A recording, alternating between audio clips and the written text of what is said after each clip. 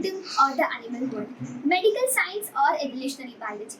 Last month has been a remarkable one with astounding discoveries and inventions in each of these. Hello everyone and welcome to TBS News Digest October 2021 edition. I am Anjali and I bring to you the recent developments and discoveries that have taken place in the field of biology.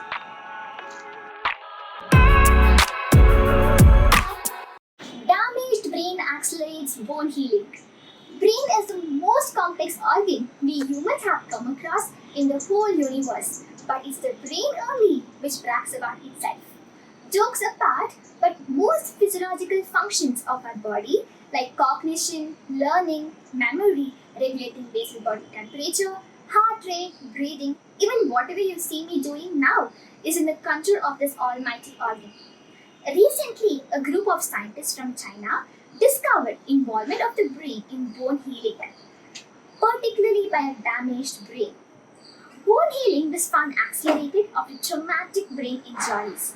It was seen that injured neurons, mainly in the hippocampus, release vesicles, which are enriched with osteogenic microRNA, which targets osteoprogenitors to stimulate bone formation.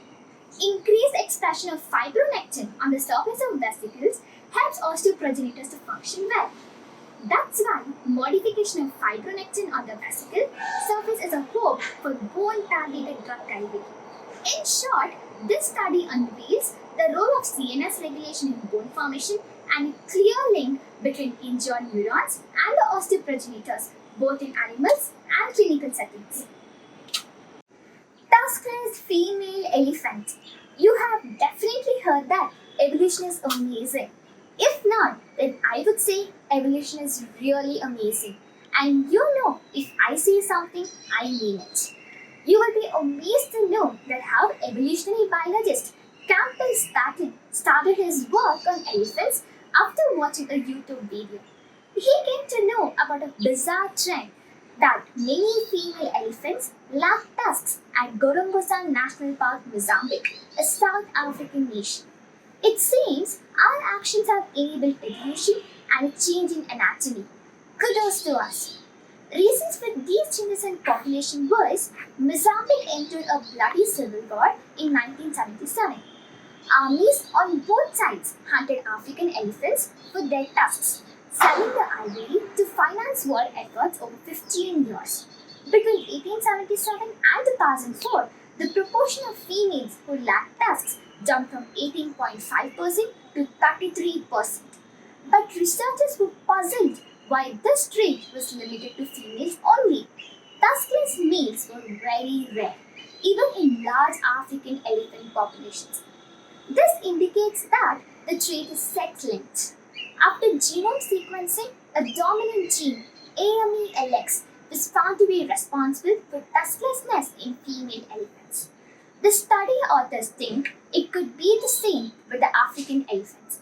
If a male elephant inherits a disrupted AMELX gene, he dies.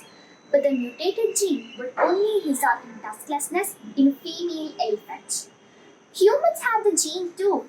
In people, the disrupted of the gene causes brittle teeth and diminishes tooth growth in females. Scientist Campbell says this is an example of how human activity is changing the evolutionary trajectory of species all across the tree of life.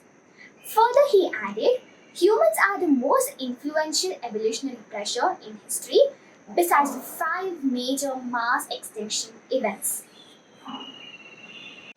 Understanding obesity by genetics and neuroscience. Our sedentary lifestyle, obesity, is a growing public health concern with over 650 million adults worldwide designated as obese.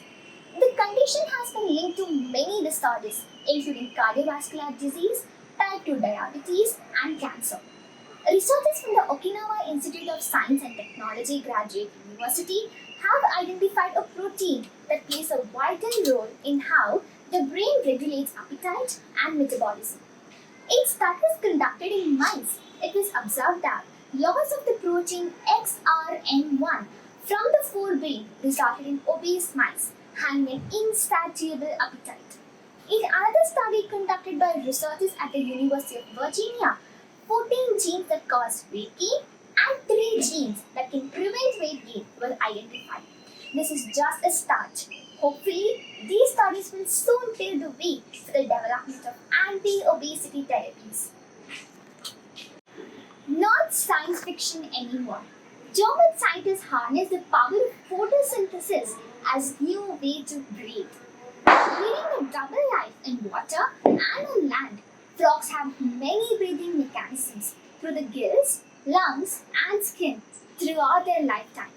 Now, German scientists have developed another method that allows tadpoles to breathe by introducing algae into their bloodstream to supply oxygen by photosynthesis. The researchers are hopeful about their findings someday leading to novel therapies for stroke or hypoxia due to underwater environments and high altitudes. Unfortunately, algae are far from ready to enter our blood circulation. Let's hope that there is a light at the end of this tunnel.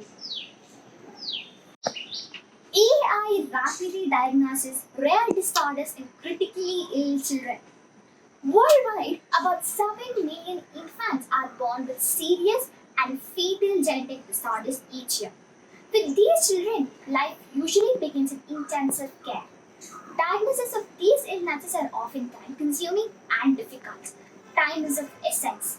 Using artificial intelligence, researchers from the University of Utah, along with other collaborators, developed a technology that can rapidly diagnose rare disorders in critically ill children with high accuracy.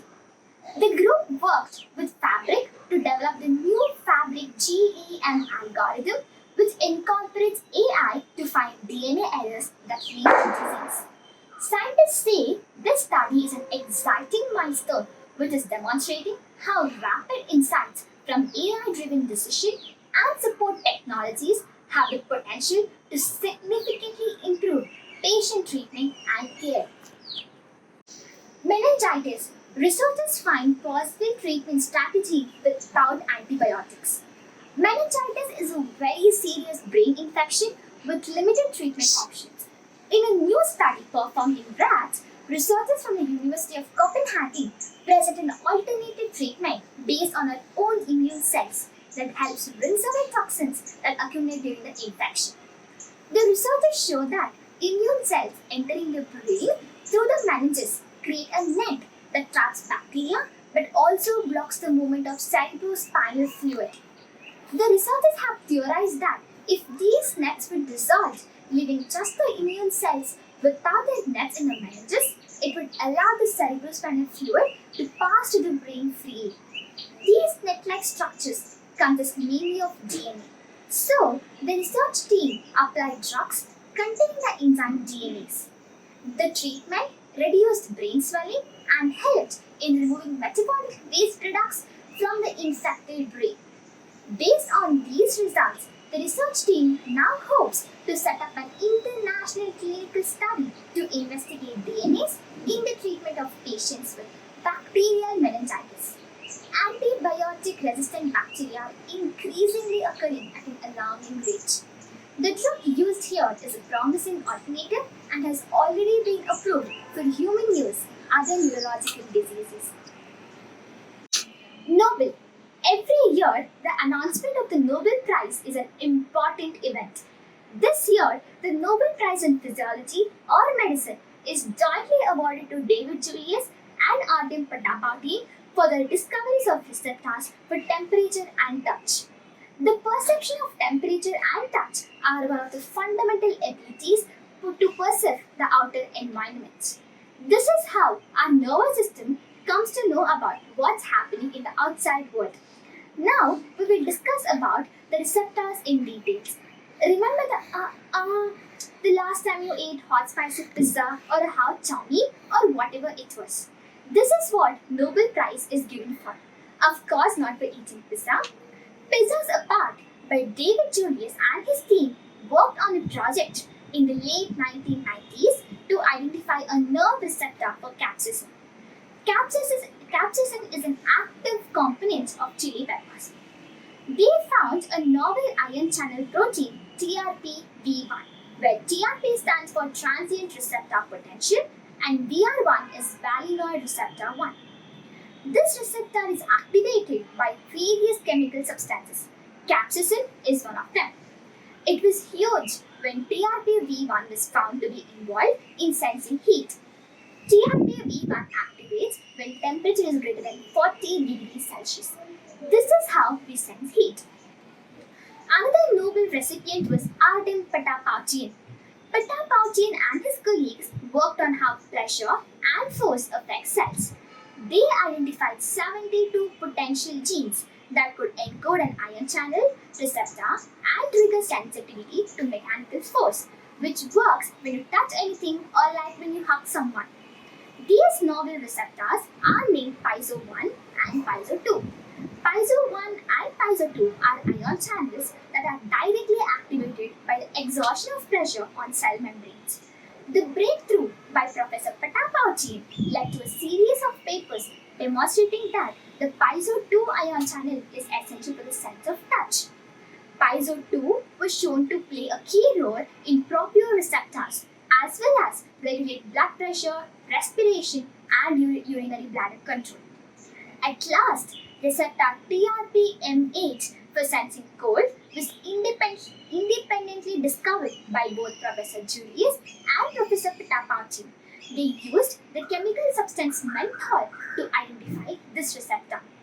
The receptor is activated when the temperature goes below 28 degrees Celsius, so this receptor will be activated most of the time for at least a couple of months as the winter is coming. That's enough of GOT nostalgia. By this, TBS welcomes the season of winter. With this, I come to an end of the news of this eventful month. This was Anjali from TBS News Digest, signing off and wishing you a healthy and safe day ahead.